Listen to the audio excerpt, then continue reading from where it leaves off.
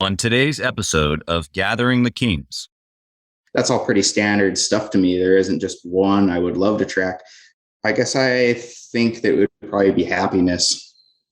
Okay. If it was, like an abstract happiness, especially amongst my employees, because I find that I'm often the mediator when problems come up. And so if I could track that as a number, that would help me tremendously. Yeah. You are listening to Gathering the Kings with Chaz Wolfe, featuring fellow 7, 8, and even 9-figure business owners who have real battle scars from business and life, but have prevailed as the king that they are designed to be. We welcome high-performing entrepreneurs to the stage in order to reveal the real of the real on what it takes to build a successful business today. We dissect the good and bad decisions they've made along the way that give a true and accurate picture of the journey of success and how you too can get there. Through this dialogue, you will learn the value of growing your network and surrounding yourself with power players and kings like today's guest. Grab your pen and notebook because we're about to dive in.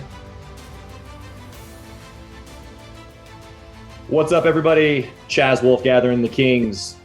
I've got Ian. Ian, say your last name for me, dude. It's Yearsley with a Y. Yearsley. Okay, so that I'm glad you did that because of course names are important, but I don't know if I would have said it just like that. You probably had it butchered over the years, I'm sure. Oh yeah, Yearsley all the time with an E. Right. There you go. Okay, so we got Mr. Yearsley with a Y, Ian, on the show, dude. Thanks for coming on, man. I really appreciate it. Yeah, absolutely. I'm excited to get with you and tell my story. Dude, yeah, man. What kind of business are you in? So I own a heating and air contracting business here in Mandan, North Dakota. We primarily focus on residential and a little bit of commercial here and there, and that's about the gist of it. We're starting to get into some industrial, but for now, mostly new construction. So okay, yeah. I mean, if you couldn't hear it in his accent, the North Dakota accent that the rest of the country knows, but it seems like that's a great area for growth. I mean, there's been a lot of things over the years with the pipeline and stuff. Have you been able to experience growth because of that, or is it a different part of the state where you're at? Yeah, so we originally started out this business in Williston, North Dakota. So it's actually up directly in the oil field, and so we were doing a lot of the residential builds up there as things were kind of popping off. We were doing 50, 60 homes a year, and then doing some industrial oil field type stuff for the dog houses and ventilation, things like that. So actually, that's how it actually started. So. Very cool. And so I know just from our talks off air that was the case, but then obviously that you've expanded beyond that. And so you said residential is your primary, but you're getting into commercial and industrial. And so at this stage, my first question, always the same, because at this level, the 7-figure and above level, all the listeners are thinking, well, dude's made it, right? Like the elusive 7 figures, right? The $1 million mark. But you're still pushing. You said we're getting into industrial. That's like something, that's a new initiative. Like you're pressing into something new, even at this level. So my question is this: why? Like, why are you driven yet, even at this moment, to keep pushing? For me, I guess it's a combination of just pure drive, really, of wanting to keep growing the business and automate a lot of the processes. And so for me, that's hiring the right people and putting them in the right spots. And so in order to get to that next level, I have to keep pushing forward, really. And so pushing forward is pretty much the biggest drive, really. It's not about the money or anything like that. It's just more of a personal achievement thing. Like I can keep going. The sky is the limit for me. Totally. Does that stem, do you think personally, like, from sports growing up, or was there an achievement thing in your house, or like, where does that like drive for more come from, you think? So a lot of it comes from, I come from a family of entrepreneurs, actually. And so my grandfather immigrated from Iran in the 70s. Wow. When the Shah fell, actually. And he came here with $300 to his name and started a real estate company that he still runs to this day. My dad, entrepreneur as well, and my mother as well. And so from a very young age, I had a lot of good role models to look up to as far as it goes in business, the business side of things. Yeah. And so obviously that's like a huge advantage point, really, to be able to be raised up. Like I think of my kids, like my kids are going to be raised up in an area of my mindset, right? Of entrepreneurialism, multiple streams of income, like pushing hard. And so do you think that that impacted you wanting to be in business, or did you think a certain way because of grandpa and dad, or like, how did that flow from the beginning for you? So I didn't really know that I was going to be an entrepreneur growing up, but my first business, I was 9 years old and I lived in St. George, Utah, and the original housing boom down there. And so I started washing cars, started going door to door washing cars. My mom helped me set up the LLC and Wow. do the Like this was a legit LLC and everything. Yeah. And we were paying the taxes and everything. Yep. And so that was the original moment for me where I didn't know I was going to be an entrepreneur, but I had already started my very first business. Yeah. That was in your blood almost. Yeah. It's encoded in the DNA for sure. Yeah. That's right. Dude, you got to tell me more, because every kid has the side hustle. Like I can think of a few that I had and a few that I ran as an actual business, but car washing, you just went like in neighborhoods, door to door. Hey, can I wash your car? Is that? Yeah. And we drop off the brochures, we get the little rubber band on there and hang it on their door if they don't answer. And we got calls back, and we were actually running around. We were making okay money for 8-year-olds. So, that was okay. Yeah. And dude, you were going really door to door on your own at 8 years old. Yeah. Well, me and a couple of the other kids, the other neighborhood kids. Yeah. That was the original, my original sales position. And as time went on, we moved around a lot as kids. As time moved on, we landed in North Dakota, and eventually I got myself a sales job, and it was selling electronics actually. Wow. And I took that department. It was appliances. I took the department from dead last to first in less than a year. And so the salesman in me actually really kicked in there and really shined there. And so I guess that would be, kind of my second sort of intrapreneur opportunity, as they call it. Yeah. Absolutely. Yeah, I know you're 100% right on that. With sales, it's the closest thing you can get to entrepreneurialism without having to be the guy, right? Like if you can get good at sales, you can pretty much run a business. There's obviously other things, but for you, was sales, like if you hadn't have had that sales experience, would business be different today for you, you think? I think it might be the same, because I find that though we call it sales, I don't find myself ever selling anything. And so I can sit down and have a conversation with somebody, and it's more about finding solutions and ones that are comfortable for the customer.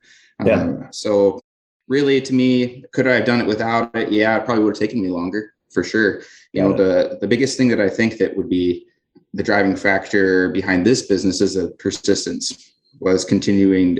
Contractors, they have a tendency to want to trust the guy that they've always known, and so the persistence, especially in a small town like this. And so you have these big 20, 30-year-old 30-year long contractors who've always done business with all the land developers and the builders. And so the persistence and the consistency of making those phone calls and knocking on those doors and even getting down to the ads, making sure that stuff's getting targeted right, it all kind of comes together. And so, yes, I could have done it without the sales, but sure made it easier. That's gasoline on the fire, sounds like. Yes. Yeah, because I mean, the six-figure guy listening right now, like, they've got to get good at sales. Whether, like you said, whether you had a sales background or not, the sales process or the customer journey in the business, like, you can't get to 7 figures without more sales. Like, right. That is the answer, So I love that perspective, that it just, it's not necessary. You don't have to be the sales guru or the huge sales background, but I loved how you position sales. Even it's servitude. It's how can I match your need with my product? And it's a good scenario for both of us. Yeah. And I think if you have an ethical perspective on sales like that, then it comes easy. It's not a big deal. It's just a conversation, right? It does. It's a natural thing. Right. Totally. Okay. Well, so we've jumped into your history a little bit. I'd love to know if there's any stories from like growing up with a dad and a grandpa as entrepreneurs, and still today, it sounds like. Is there a story that sticks out in your brain of like, oh man, I remember when, boom, and it was just kind of a fun inside of a business as a kid story that maybe shaped how you do business today? Well, I guess a lot of it, my dad was always a busy guy. A lot of that stuff came from my mom. And so as kids, we actually had, we were always in the office. We had a playroom in the office. We weren't at first grade or whatever, second grade or whatever it was. We were always in the office. So there was never really, I guess, a shining moment to my mind, because I got to see it every day. I got to help put the stamps on the envelopes and send them out. I got to help with organizing the papers, running around. And so like the organization of a business actually really always came kind of easy as far as the structure, seeing the structure of things. So it wasn't really a shining moment, I guess. Yeah. Yeah. It's more of just, this is the way life is. And so do you find yourself wanting to operate in that same way where basically kind of like life and business come together, or because life and business were so together as a kid, do you find yourself separating business from personal, or like, how does that work for you? So I've learned that over the last 5 years, actually, I sometimes have a tendency to mix the two too much. And so entrepreneur burnout's a real thing. You can actually go too hard. And so when you're doing 16, 18-hour days for 6 or 8 months, you'll hit a wall eventually. And I did hit the wall 2 years into the business. And that does happen. So I've learned over time to actually just split those two. You got to have your rest days too. You can't just be going 100% all the time. Yeah. So yeah, it's a good thing to be obsessed with something at the very beginning, especially when you're getting off the ground like that. You got to be all in. Otherwise it's just a side hustle. Yeah. They say that by year 5, 50% of businesses fail. And so we're just getting over that crest by having that obsession, by having that straight drive to just keep being successful and keep building, even when you hit the failures, even when you're losing money, even when you're eating ramen noodles. You got to keep going. Yeah. And so for you in that moment, I think that we're obviously on some really just like authentic stuff that we all deal with, right? Like you said, burnout's real. We were just, in fact, I had a guest speaker for some of my clients come in just last week.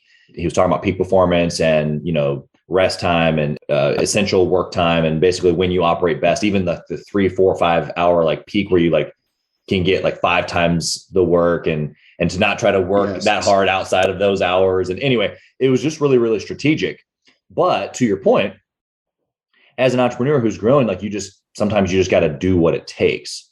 And so for you, what was that balance? You said 2 years, but like, what was that moment of like, I filled my cup so darn full to where eventually you ran into that wall, but then you were able to navigate through that? Like, was it a time frame? Was it something that you did in that moment that helped you realize? Like, what did that look like?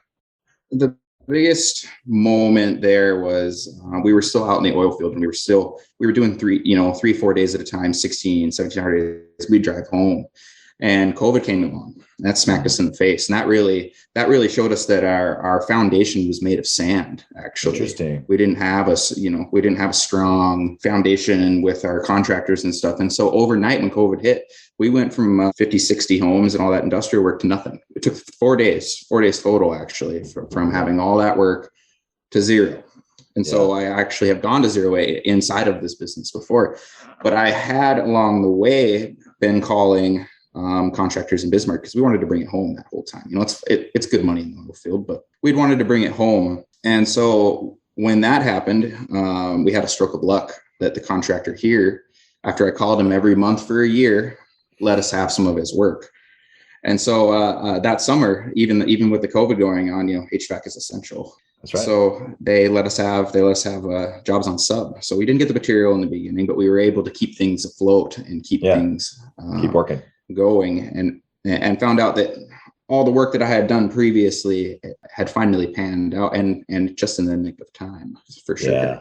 Isn't it funny? You said by a stroke of luck, or that it panned out in the nick of time. But isn't that how business is? Like, you were doing the work before. I know you just said that, but you were doing the work before, and seeds come up at different times, right? The harvest, if you will. And so that's why, number one, we go back to sales, because like you got to keep the pipeline full always. It doesn't matter how good it is or how bad it is. You should be calling on somebody new, period, right? Because you never know when the seeds are going to come up or when they're going to dry up, when the drought comes. And so the stroke of luck really wasn't a stroke of luck. It sounds like it was previously a seed planted that just happened to work out at the right time. But because of that, like, did you have a mindset shift? It sounds like, because you were talking about the shifting sand, like, what did you do in that moment of going like, okay, crap, like we're holding on here, but like, what did you do in that moment differently than skyrocket to where you are as far as systems, or is it mindset, or like, what was the difference this time around from zero? This time around, by the time I had gotten back to Bismarck, after all that had hit, I realized that we can't do it all ourselves. And so it's just me and a 50% partner doing all of the work all the time. And we had tried to hire, and and people don't want to go drive 3 hours from home to do work. And so it was really a hiring decision where we started to get more help on to help us kind of expand more exponentially, and getting the right help is the biggest thing. And I've spent the last year really educating myself on how to hire and how to fire quickly, because we made the wrong hires in the beginning, and it actually, it affects the business, obviously, the bottom line and morale as well within your ranks. So it was really just comes down to getting the right help, getting the right people around you in order to keep growing and to get people in their correct places. I would say people have strengths. I have my strengths. My partner has his, and really learning that as an entrepreneur. Your people are your most important asset. It's not the sales. It's not the jobs. It's not anything else. It's the people that you have. Yeah, 100%. So let's use this as a transition, because I love talking about good and bad decisions. And you've given us several kind of high level things that have worked and not worked, but give us a good example of just a terrible decision that you made that the listeners, they got their pen and their paper, they're ready to write these down.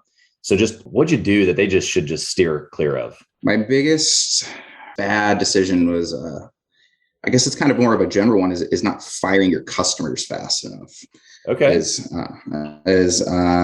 We've gotten burnt quite a few times. We've lost a lot of money on taking a chance on some newer people and not doing our due diligence, not getting deposit or, something of that sort, but not getting rid of them fast enough, because you can tell right away, especially if you're an Apex guy or something of that sort, that if they don't line up with your core values, they're not a customer worth having. So that took me, even before Apex, I started learning those kind of lessons, that you need to have the right type of people, the right type of customer. Otherwise you're fighting upriver, and it never really works out well. Yeah. Yeah. And so for the guy that's, listening, or the gal, they're six figures and they're trying to get to the 7-figure mark, and they're hearing you say, go get more deals, but be really picky in essence. Yeah. Right? And so it's a conundrum, but it's a reality. And so inside of that decision, is it just pick the ones that you like? Is it pick the ones that pay the most? Is it, like you kind of mentioned, core values? Like, how do I, as a guy that needs the deal, at least that feels like I need the deal, how do I say no? Sometimes you can't. Sometimes when you're just getting started, you have to take everything you can get, and you got to take the punches sometimes. And as you grow and expand, you'll find that you can be picky and you can be choosy. Even at that 6-figure level, you can still be picky and choosy, because I think it's most important at that level, actually, because you're at a super critical mass at that point, where you're either going to go way, way, way up, or you're going to drop down, and it's going to be tough getting back to where you were at before. And so it becomes more and more important as time goes on to really screw down that structure around the work that you're going to do, the type of customer that you're going to have. Yeah. Yeah. They call it the avatar, right? Like, you got to know who you're after and who's a perfect fit. And you got to be able to say no, or not even make the offer at all.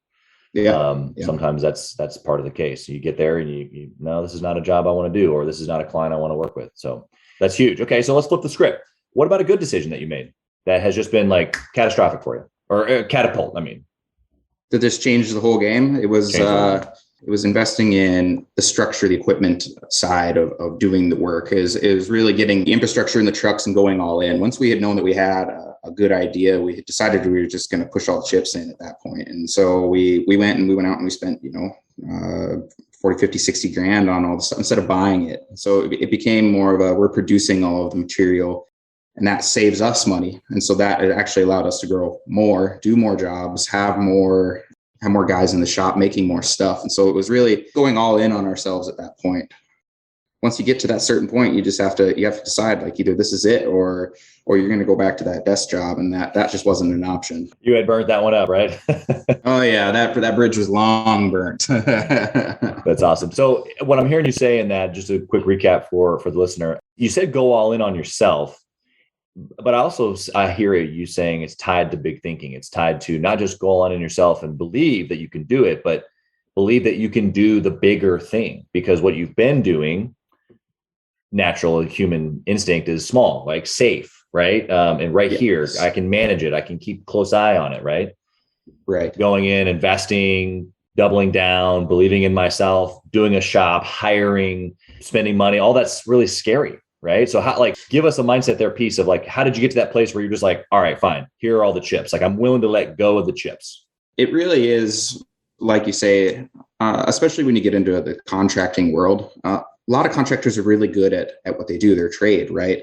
Yeah. But a lot of contractors are not good at the other side, the business side. And so you really have to educate yourself. Doing the reading and doing the research is super important. And especially if you're in the business all the time, you can't do it all. There's just no way that you can. Once you get past that $500,000 or you get past, 3-4 guys that you're hiring, you really can't be all the hats anymore. Yep. And so I find that with a lot of the contractors that I work with, their biggest struggle is that they're stuck in the business and they're miserable there because they can't seem to jump out of all those roles. Yep. Yeah. So that's a mindset shift. Obviously, we talk about it even within Gathering the Kings. It's like that's the difference between the warrior and the king stage, right? The warrior is stuck in the battle, if you will, bloody, literally from the battle. Mm-hmm. And the king is thinking about the battle and the economy and the way things are operating on the farm ground. Like he's got all these other things he's got to think about. And which is at some point, if you can step out and long enough, you start thinking about the community. You start thinking about buying your time back. You start thinking about growing my team. Yes. and provide. I get more excited about opportunities that I can provide my team than things that I can buy myself. You know what I mean? Yeah. We get excited when we hire people on that we can offer the training and the culture as we kind of expand. We've gotten more into that because people don't just come to us for a job. People aren't looking for a job. They're looking for that long-term kind of career place that they can be, for the next 20 or 30 years. And we want to offer them that. So we want them to have fun at work. Yeah. It's a team. It's home. It's a place where I'm going to spend a lot of time, and the opportunity, the culture, is everything. So that's awesome. Do you have any discipline that you follow or any process that you follow around making good decisions in your business? I do. I live and die by the calendar. Most of the time. Most of the time. Live and die by it because time blocking became very, very, very important as time went on. And so I guess if it's not on my calendar, it's probably not getting done that day. So you got to really have that time discipline. Otherwise, you're getting pulled all the different directions, especially in entrepreneurial business. When you're just starting out, you're getting pulled everywhere. And if I had done that from the very start, had a calendar, had a very set structure in my day, gym, even down to lunch, I can imagine that many people skip eating or skip the gym or skip, that personal time that you need after work. You really got to have that time discipline. Yeah. And so I'm hearing you say two things, not only just to have a calendar, right? Like just the idea of having a calendar is one thought, and then using that tool to be able to then project a week or a month, as opposed to letting the week, day, month happen to you. You're then making it happen. And so whether that be with meetings, gym, stuff that you're doing for your business, like all of that, you're going to the calendar first, you're working it into your daily structure.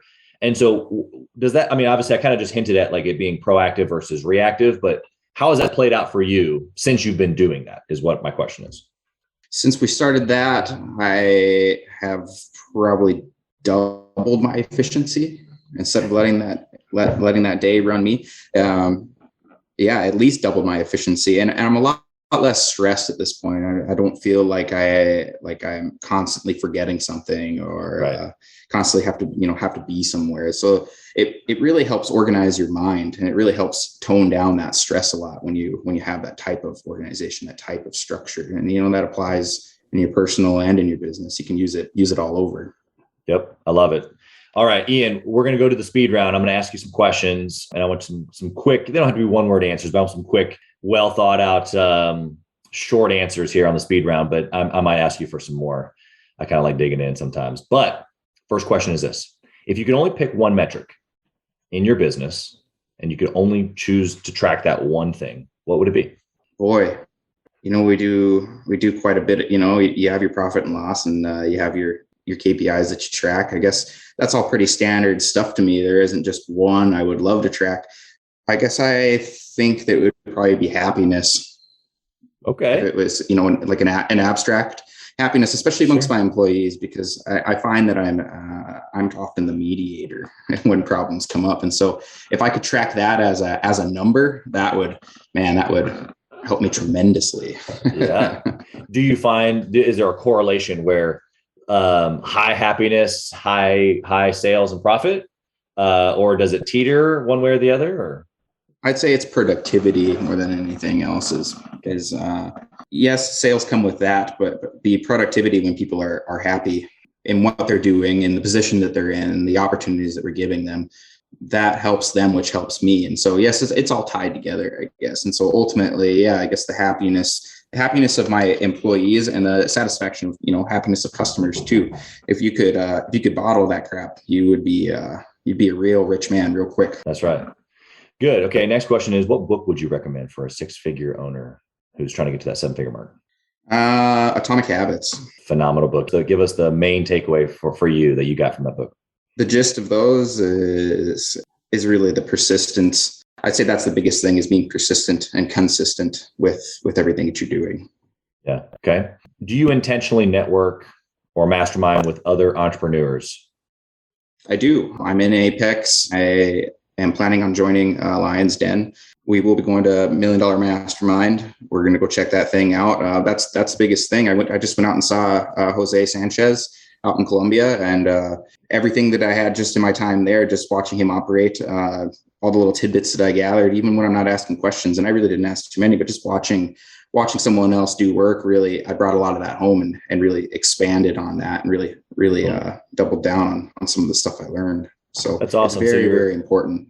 Yeah. And I love how you said, I mean, obviously Gathering the Kings, we've got groups for 6 and 7-figure owners as well. But what I'm hearing you say is, and I say that because you're like, I've done several. So give me the mindset there, because some guys are like, I do this, or I'm in a contractor group, or I'm in, Gathering the Kings or whatever. Right. But you've done multiple. Yeah. So give us the mindset there, because not everybody I've had on the show has. And so what's the mindset of doing multiple, or having been in multiple even at the same time? Well, I guess, the biggest thing, it probably runs around your group too. Your network is your net worth. And so the more people that know about what I'm doing, the more people, can see that we're successful. They can take from us too. We can pour into their cup and we can pour into theirs, so it really becomes important as you grow to have those resources available to you as well. You make plenty of friends, you make plenty of business contacts, and you can ask a question on one of those groups or amongst your own group, and usually you get an answer pretty quick, versus the alternative, which is making the mistake 25 times and having it, cost you money or whatever it may be. You're saving time. You're really accelerating your business that way. Yeah. And that's the main, I think that we agree on that for sure, because whether it's one of these groups, I love how you've diversified yourself. I've heard of several of these, and I think highly of several of those groups. And whether someone wants to do business with one of those or someone else completely I haven't even mentioned, I think what you're talking about is the network and then the connections that come. And really, when you think about from an investment perspective, I was just talking to a buddy of mine this morning, good friend of mine. And it's like, when you can have one thing change in your business that's worth $10 or $20 or $100,000, and now the rest of the year or whatever else you get in the group is just fun because you got that one thing and it paid for it. You know what I mean? Yep. It's tough at the 6-figure mark though to feel that, because you don't have the resources that guys like you and I do, right? Because we can just throw a little bit of money here and there. I want to get in different networks. I want to get in different rooms. But at the 6-figure mark, it's tough. It's a little nervous. Like, how did you do that at that time? Whether it was a group or whether it was a coach or whether it was just reading books, like, how did you bridge the gap of like, I know I need to do this, but spending the money, it's hard. I held off for the longest time, and eventually one of the guys on there had convinced me just to try it just for a little bit, and it gave me a good deal, and so I was like, okay, we'll just see what this is all about. And I was pretty skeptical too, oh, come on, I got to spend however many thousands of dollars a year just to be in this group, or just to be that doesn't work, that isn't going to work. And so you're real skeptical until you get into something like that, and it comes back around to taking a chance on yourself and taking a chance on that personal development side of things, because it becomes invaluable when you really get down to the nitty-gritty of of joining these groups, or even just getting yourself in a local group, your Chamber of Commerce or whatever. And that's a good way to get started with it too. Chamber of Commerce or your local entrepreneur groups. Yep. And you can start there and then you can get into the bigger stuff. But it ends up being very, very invaluable being in anything. Yeah. You're just rubbing shoulders, right? The biggest value I think is that you can now think differently. So you've given us so much value on that. Thank you. I think that the listener got to hear some perspective today that not a lot of folks get to, because you were, it wasn't like, hey, I'm looking for a group. Like it was, they came and found you and they had to convince you hardcore. So, which is great. I love that you gave it a chance. And it goes back to what you're saying earlier. It wasn't really the group, right? It was you went in on you. You went all in on you. And so if you are genuinely all in on you, then you never stop investing in you, right? Whether that's mindset or a book, Atomic Habits, or a group or whatever. So I think that those all things correlate. All right, last question, Ian. You ready? If you lost it all, what would you do, man? Oh man, I thought about this before. If I lost all and had to start over from zero, I wouldn't be so scared this time, because I've learned to navigate the paperwork side of things and the relationship side of things too. As long as I get to keep all my relationships, we're good to go. As long as I know how to deal with the SBA paperwork and bank paperwork and financial statements, man. Yeah, we could start over from zero tomorrow and we would be fine. It wouldn't be a big deal. So it's a lot less scary going for round two than it is when you have $300 in your pocket and you don't know how you're going to pay rent next month. You're trying to figure it out, right? So what you're saying is that there would be a round two. There is a round two coming, actually. With this business, obviously, as it gets automated, there is a round two coming. And so there's going to be some stuff coming down the pipeline in a different state that should be good for everybody, good for us. So that's awesome, man. Well, I'm excited to hear more of that. And as our relationship and friendship continues to get there, I'd love to hear more about all of that. I'm sure the listeners would as well. Have you back on the show. How can someone connect with you if they're speaking your language, they want to connect with you, social or email, something like that? How can they connect with you? Yeah, so I'm on Facebook. That's the easiest way to get a hold of me, really. And right now we're working on kind of developing that personal website and stuff. That way people can find all my links. But you can find me on LinkedIn as well. I'm not really much of an Instagram user, really. We don't do a whole lot of that stuff up here in North Dakota. So easiest way, usually Facebook Messenger. I'm pretty responsive on there. Usually when I get a message, I'm thinking it's a service call or something of that sort. So there you go. Well, good stuff, man. Shoot me a message.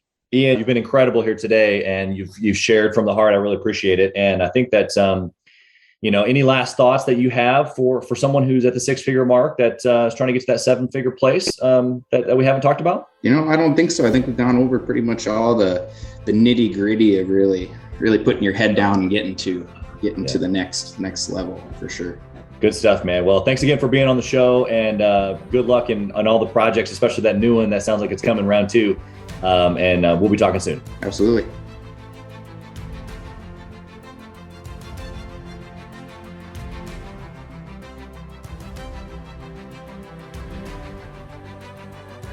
Thanks for listening to Gathering the Kings. We hope you got a ton of value today and learned a thing or two about taking your business to 7 figures and beyond. If you desire more and want a community around you to help you get there, I want you to go to gatheringthekings.com. That's gatheringthekings.com. And I want you to apply for our next Becoming a King 90-day intensive. We are extremely exclusive by nature as a group. What that means is that we're really wanting only the entrepreneurs who take their business and targets super serious to apply. So if that's you think you got what it takes to level up your business, I want you to go to gatheringthekings.com and apply. And we will see you on the other side.